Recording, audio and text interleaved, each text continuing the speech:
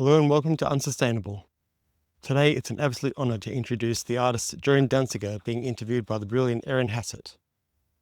Joan has spent more than 60 years building a world of creatures, real and mythical, that feel at once playful, mysterious and alive. In this conversation she reflects on her career, her love of sculpture, glass, colour, mythology and the natural world, and the retrospective exhibition that brings together work from across her remarkable artistic life. I hope you get as much value from it as I did. Enjoy.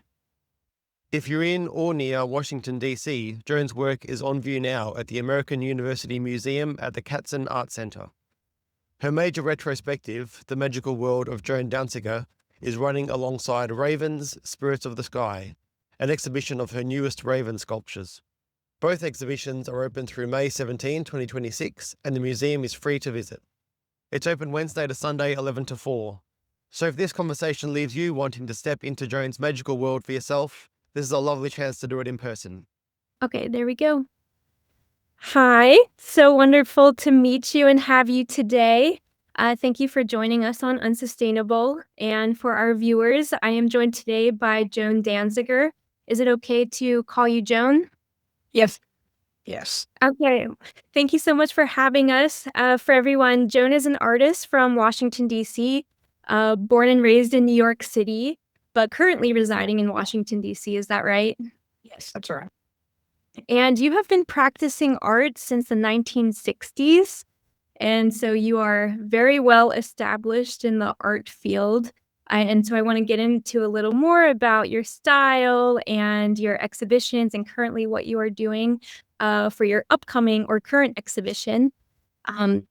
Your style features sparkling glass, metal beetles and horses, a lot of nature-themed elements, including mythical creatures as well, and anthropomorphized animals on bikes, playing instruments, etc. So just to start off, you were telling me a little bit about the tour that you just came on.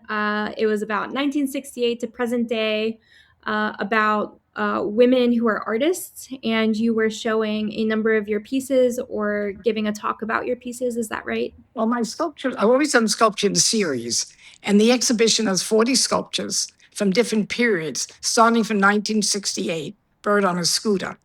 And so when you have a retrospective, it always shows your work from when you started doing sculpture to the present. But there also were 28 drawings that I did before I started sculpture. So the sculptures come out of the drawings. So the show is really a complete tour of my art career.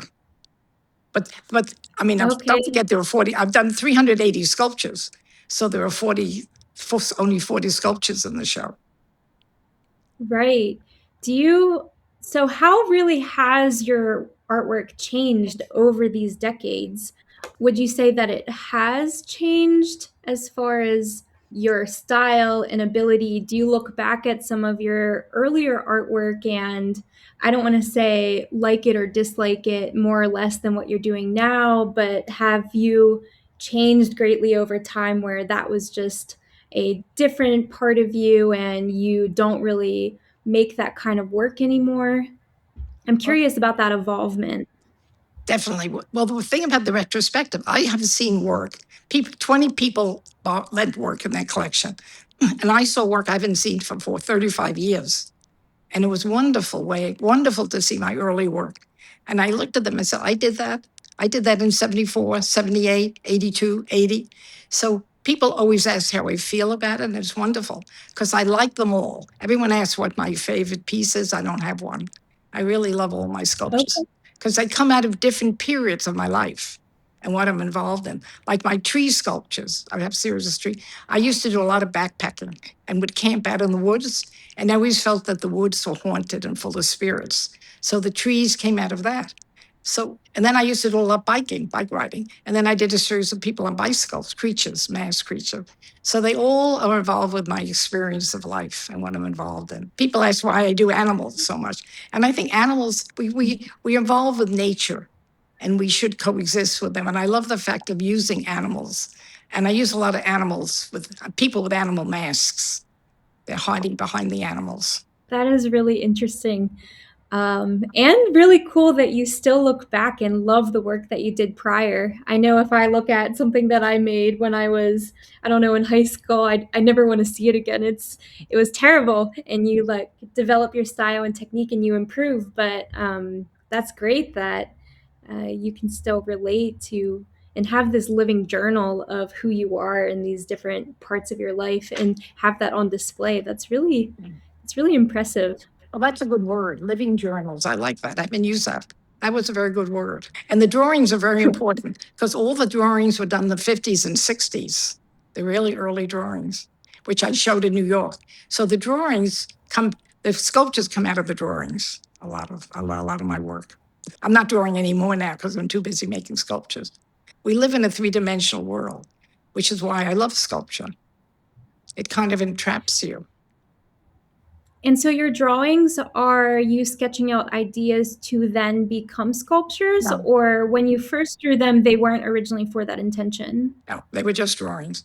I never thought of doing sculptures. It was just somehow a random thought, and then I became a sculptor. And I actually really don't like flat imagery that much. I love drawings. If I was collecting something, it would be drawings of sculpture, not paintings. But then I'm a painter because I paint with glass, and I paint. There's a lot of paint on a lot of my sculptures. When I say I paint with glass, the way I pick my shapes and the way I put the wings on the ravens, it isn't. If you look at the back of them, it's like an abstract painting. But the glass has paint. The glass is glass. Okay, yes, understood. Yeah. Understood. And so you currently have an exhibition going on right now in Washington, a big D.C. exhibition. Yeah. I was hoping that you could talk a little bit about that. All right. So the exhibition started. Jack Rasmussen is director and curator at it's called the American University Museum Cats and Art Center in Washington, D.C. And he saw my ravens in my studio and said, oh, that would make a wonderful exhibition. And so we started with the ravens. The cats is a 3-story museum, and being exhibited on the 3rd floor. And it's an enormous space. So the ravens have their own room, exhibit space, which I had painted dark gray. And they're very they are kind of a little spooky because they're illuminated by lights. So the room, in fact, when the tour came in, I had the lights so the ravens looked like they were shining. Everyone who walked in the room said, oh, I can't believe it. It's so beautiful. Because the glass glistens. They're orange, they're green, they're white. I have a white raven. They're all different color ravens. And then the rest of the 3rd floor, an enormous space, is my retrospective. I mean, it just, people, in fact, I asked the tour I had today, I said, what did you feel like when you came in? And they all say, I feel like I'm entering a magical world, which we need now, which is kind of beautiful and open and full of imagination. And when they're getting about 100 people a day to come to see my exhibition. You know, the Washington Post did a big story on my work, and it drew in a lot of people, me surrounded by my ravens. So the show is intertwined with drawings, series of my tree sculptures, my bicycle sculptures, landscapes, walls. And I lived in Italy for 2 years, so I have a lot of wall temple sculptures, oriental carpet sculptures. It's varied of many, many different styles. Are your beetles a part of that one as well? Oh, yeah, the beetles are on the wall. And the beetles are mysterious. They're kind of hidden. We decided to put them it's a very big space. And even down on the lower level, the beetles are climbing up the walls. There are about 24 beetles in the show. You know, they're kind of, people look up and they're way up on the top of a 40-foot ceiling. There's a beetle up there. Yes, and I have 2 suspender sculptures. One, a big bird with people riding on it, and then an owl a big owl figure on a bicycle suspended. It's like a culmination. Oh, that's so fun. It's like a culmination of all my work my period. I mean, don't forget, I've done 380 sculptures, and I also have done major commissions. I have 5 sculptures in the courthouse in Glen Burnie, but that's another series of my work, public commissions. Okay. So that leads me to a couple questions. I'm wondering, where do you store all of your sculptures whenever they're not on display? Everyone asks me that.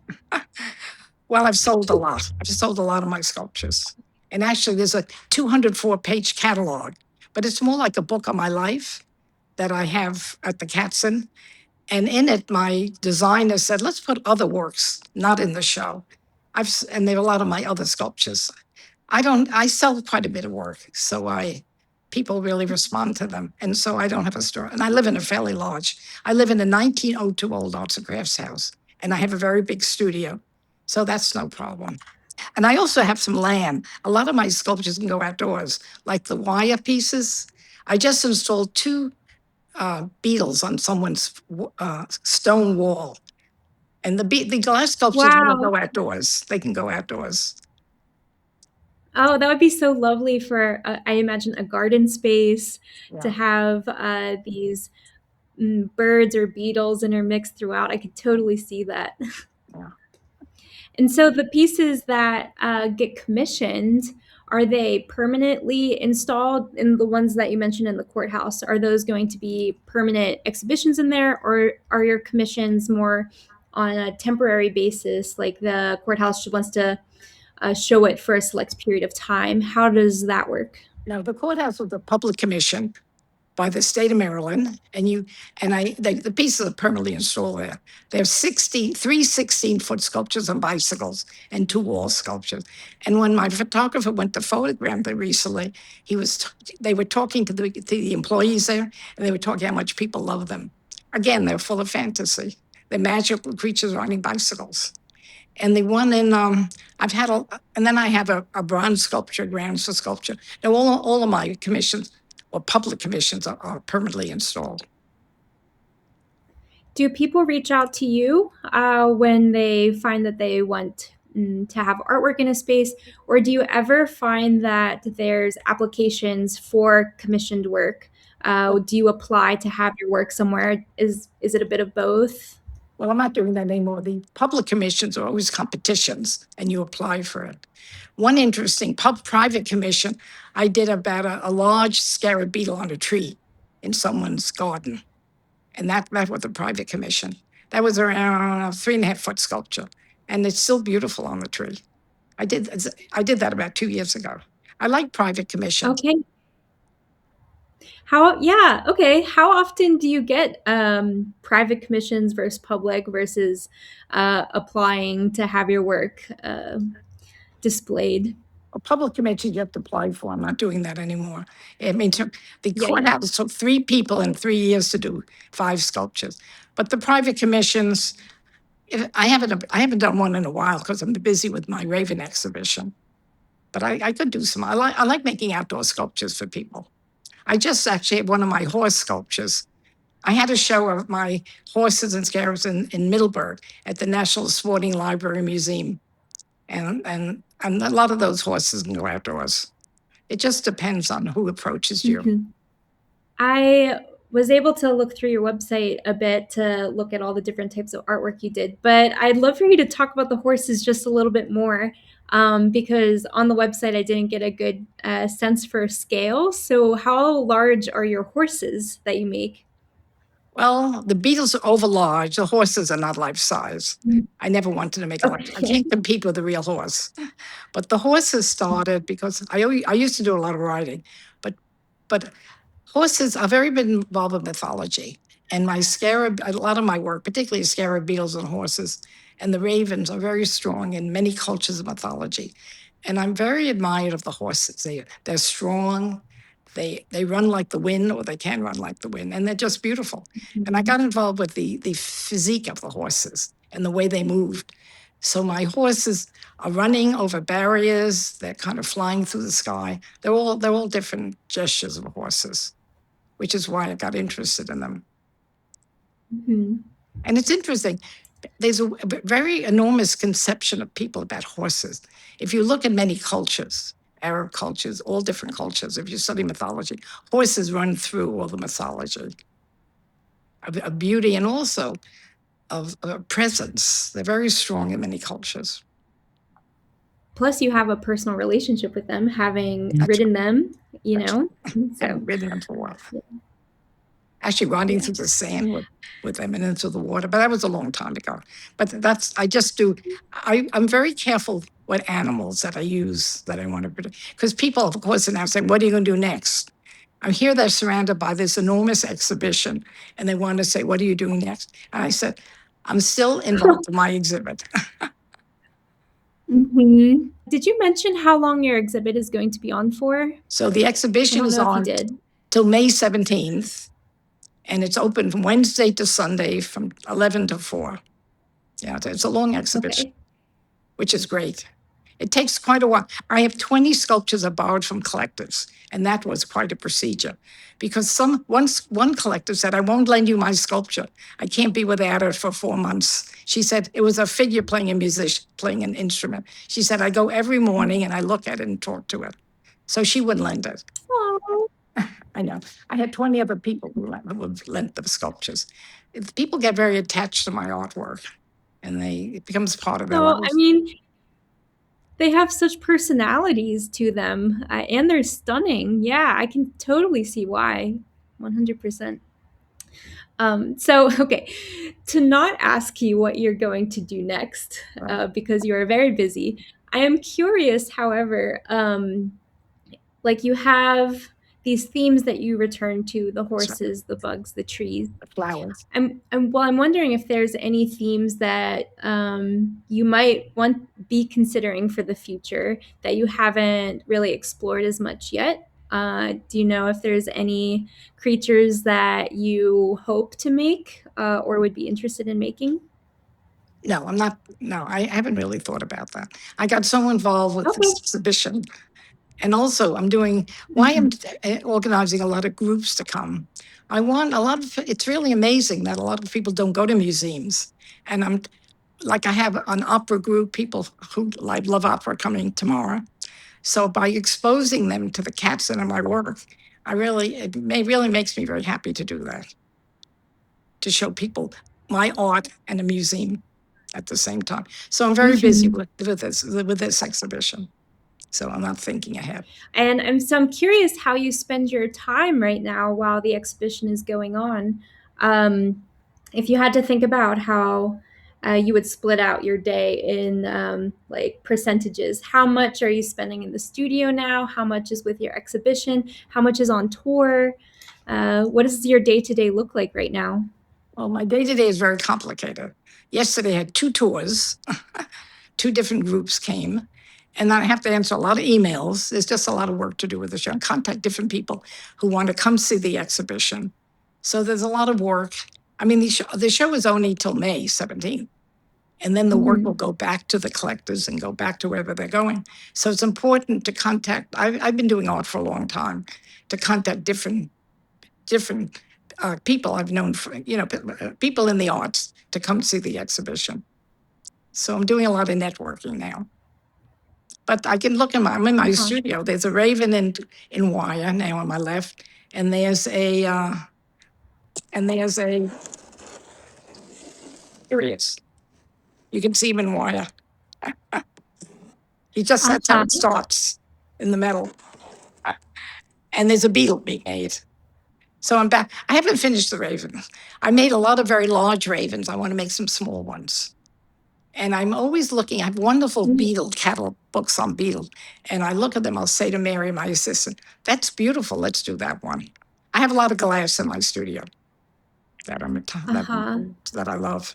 Are you still finding time to create while the exhibition is going on, or you're just so consumed with? I mean, having a show like my show, there's a lot of involvement. And I have like 10 different groups coming to see my show.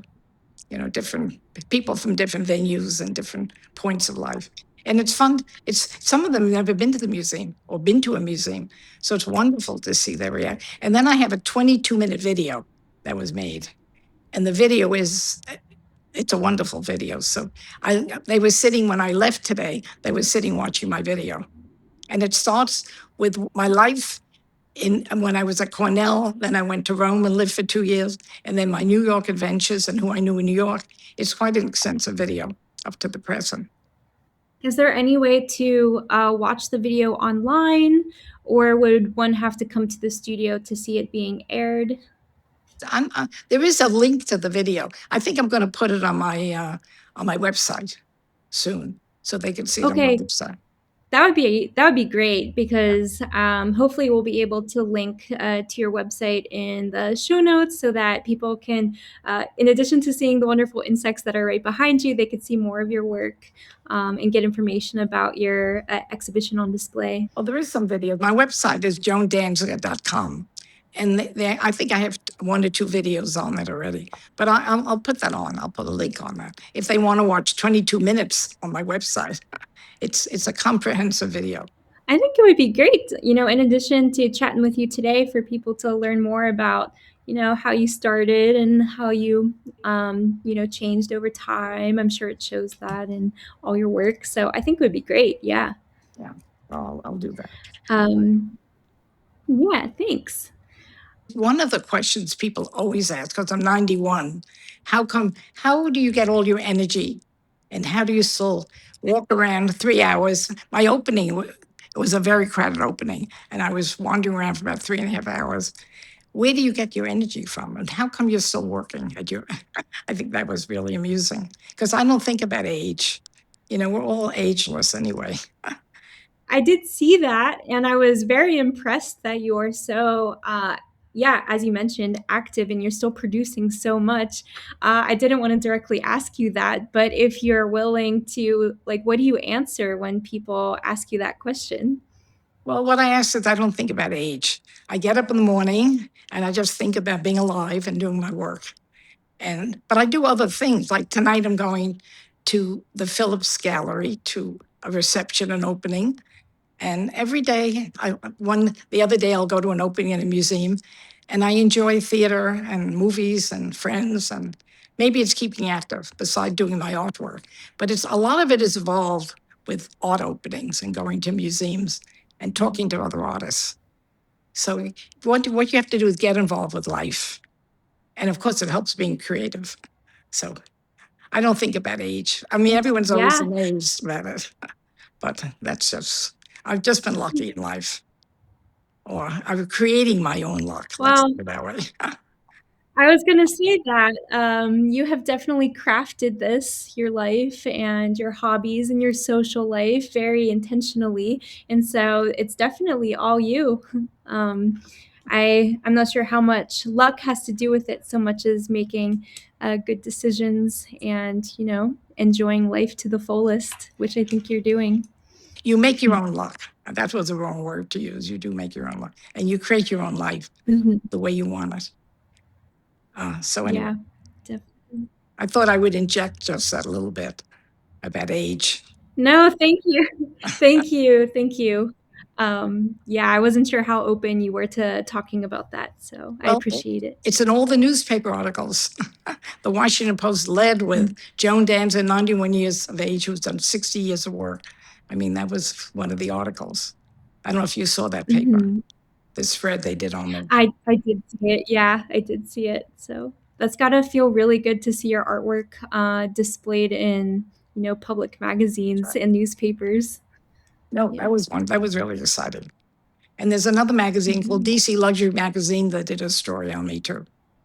First of all, the photographs are wonderful, but it's very important for an artist to have some publicity recognized. Otherwise, you can do your work and never leave your studio. So it's always been important to me to have exhibitions, to get my work out of the studio, because I do the work for myself, but I also do it for people to see it. That's what art is about. Mhm. It's not, there are artists who've been hermit, but I'm not one of them. But generally nowadays, Yeah. artists love to have their work exhibited, you know. So my work has actually been shown around the country, not in Europe particularly, but around the country. Mhm. Where else do you have work displayed right now? One show is enough for me.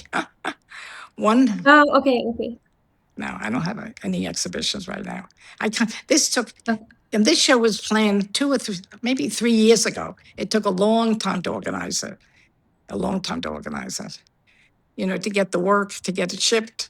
Well, galleries and museums plan years in advance. Some of them plan 4 or 5 years in advance. So this show was planned at least 2.5 years ago. And I mean, all artists want to show in museums. And so you have to be invited to show in it. So Jack Houston invited me, asked me if I would show the ravens and then have the retrospective. But it takes, they plan exhibitions 2-3 years in advance, museums, sometimes longer, and galleries always far in advance. Galleries have a roster of, I don't have a gallery at the present because I've been very busy with, public commissions on my artwork. And I have a very large studio. A lot of people come to visit me in my studio, or and I've done some fundraisers here, for different organizations. The Smithsonian American Art Museum, the Director's Circle came. I had 50 people here visiting, and then Transformer Gallery came to visit my studio and home. So a lot of fundraising are done in artist studios because I like to meet the artists. But my home is large enough for 50 people. How much of the exhibition that you have going on now, you knew about it about 2 years ago.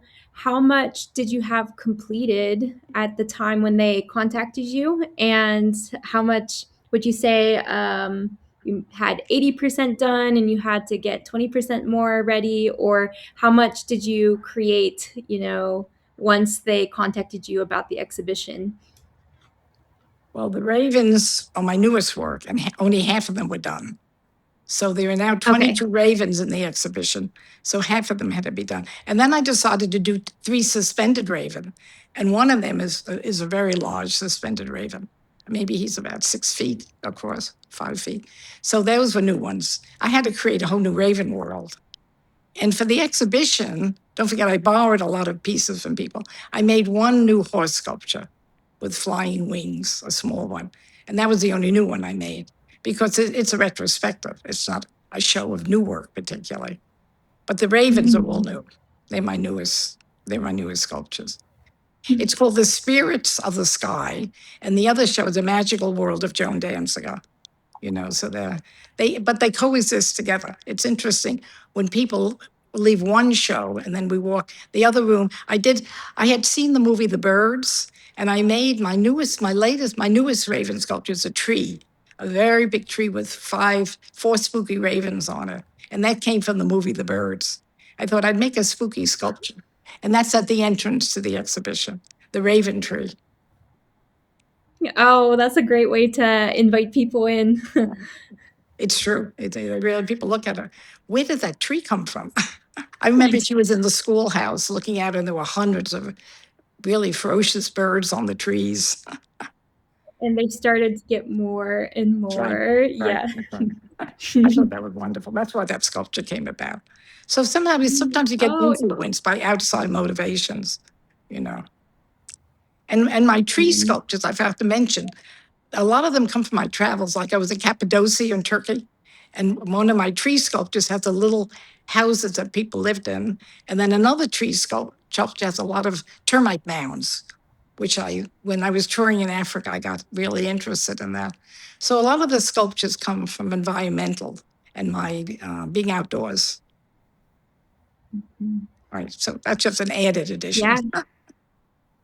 No, I mean, you could definitely tell that the environment is, pretty intimately woven through all of the pieces you make. So, yeah, they're stunning. Where is it? Yeah. It was such a pleasure talking to you. And I guess one final question is, what do you have going on the rest of the day or the weekend? Are you touring some more? Tonight I'm going to the Phillips Gallery, and I may drop off and see a jazz concert of Brazilian dancers. And tomorrow I have a tour, and then I'm going to stop off at the gallery that I'm involved with.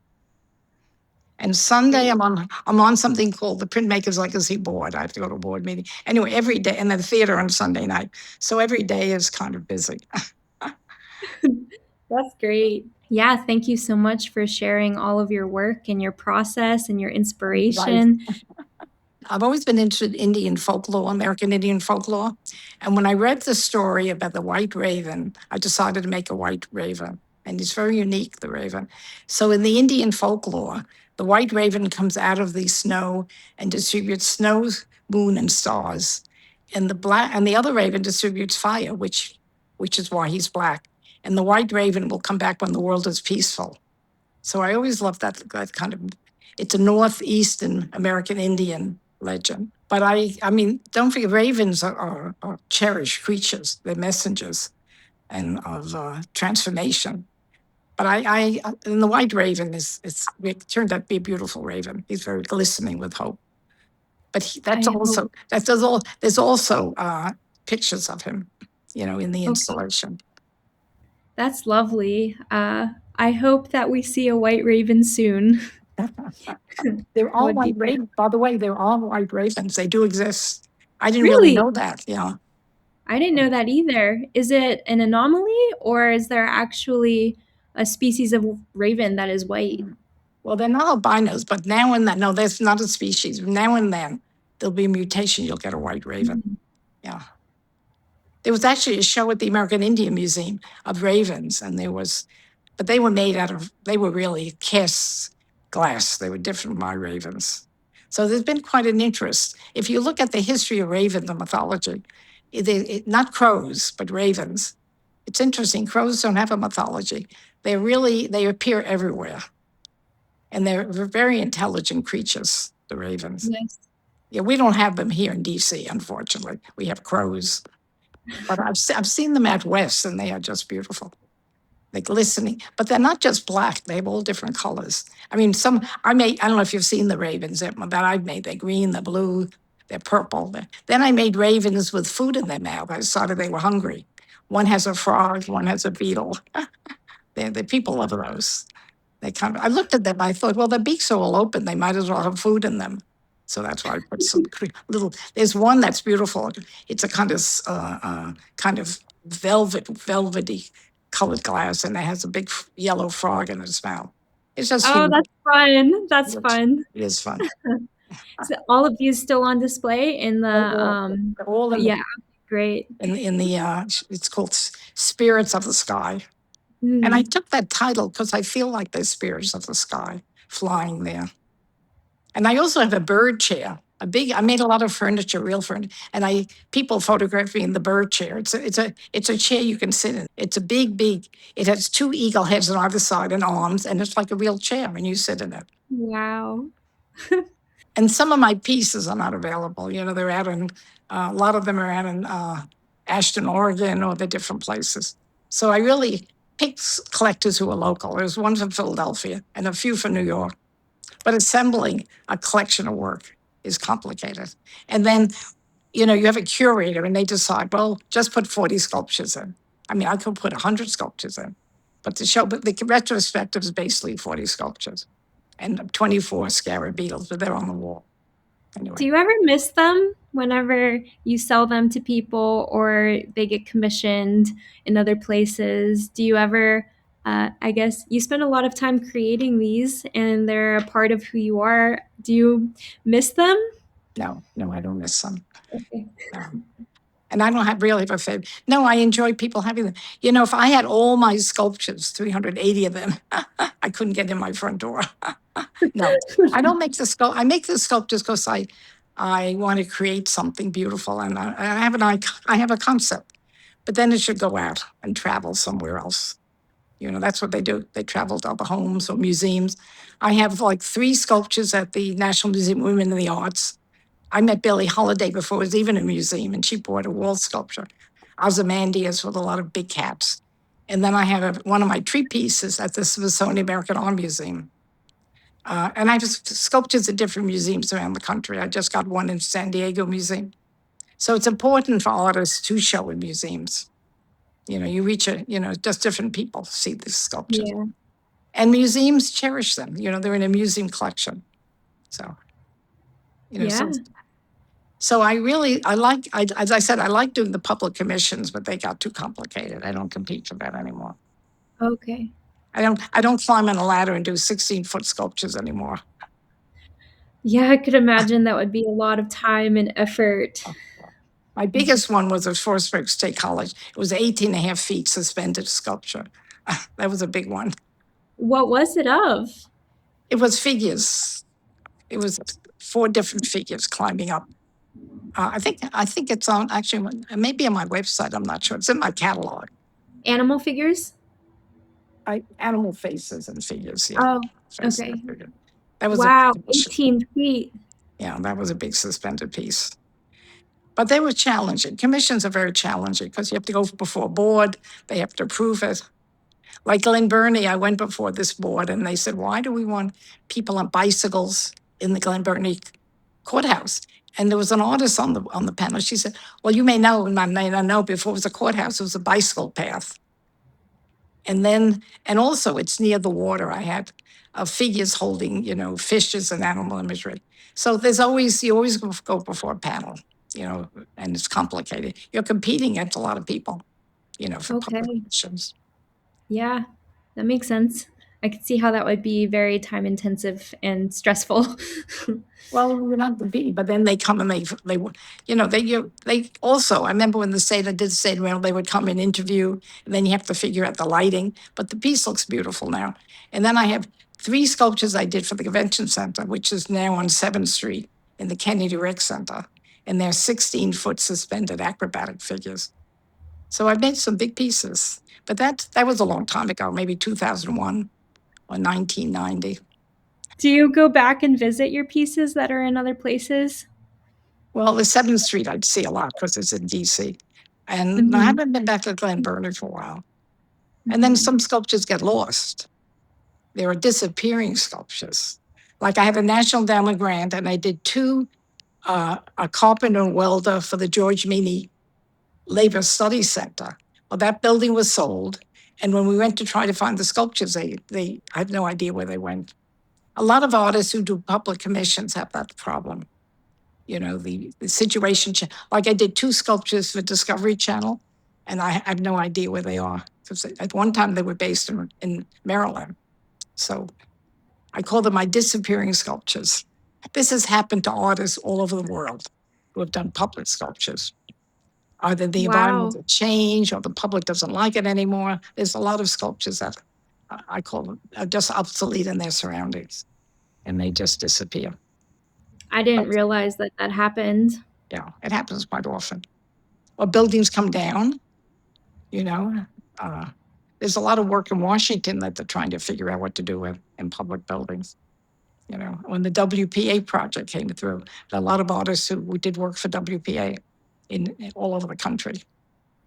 And the buildings are old and they may not be around anymore. Yeah. Yeah, makes sense. Yeah. Anyway, I've told you a lot of stories. No, I appreciate it. Thank you. I wish we had more time because I'm sure you have a lot more. Well, we've talked for about an hour.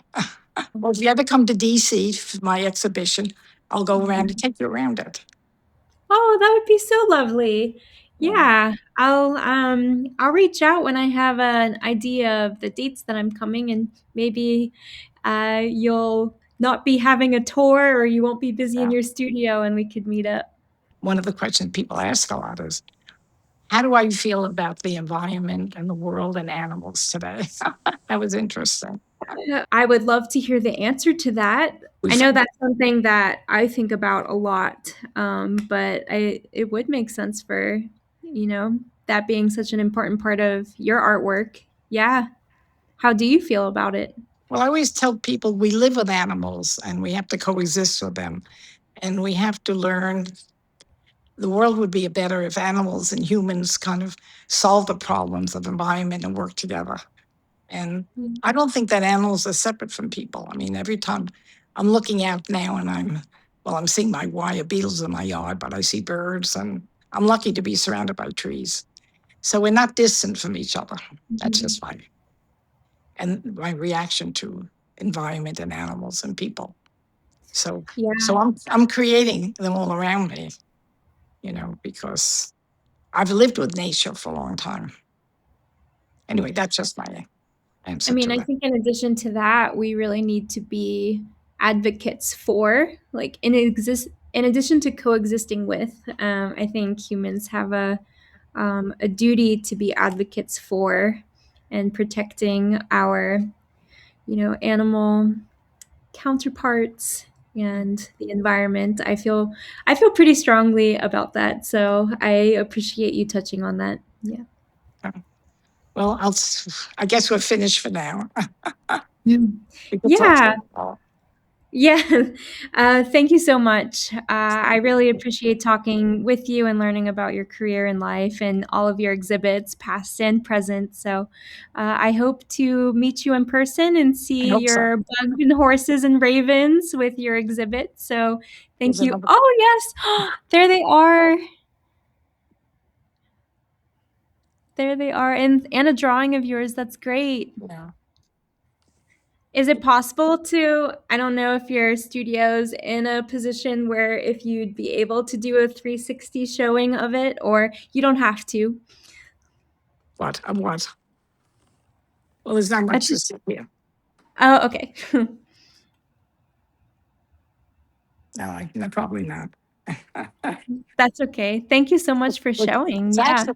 there's actually almost nothing in my studio except, do you see that? I don't know if you see the butterfly.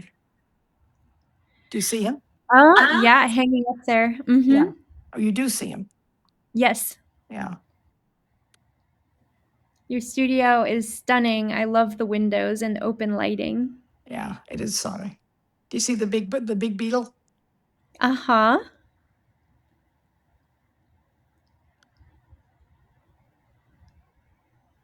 Wow. The studio is beautiful. Are you seeing anything? I am, yes. Oh, it's so magical and charming. It is magical and beautiful blue sky today. Yeah. And your But horses. it's empty though, because everything's at the cats. Yeah, I mean, yeah. all my ravens used to be in the back over there. It does feel empty. Anyway, you see a little bit of my studio. Yeah. All right. Nice Thank you, talking to you. Joan. I really appreciate it. We'll be in touch All right. with the final piece, and I hope to see you in person. Good. I hope so. Thanks very much. Bye. Bye-bye. Bye, Joan. Thank you.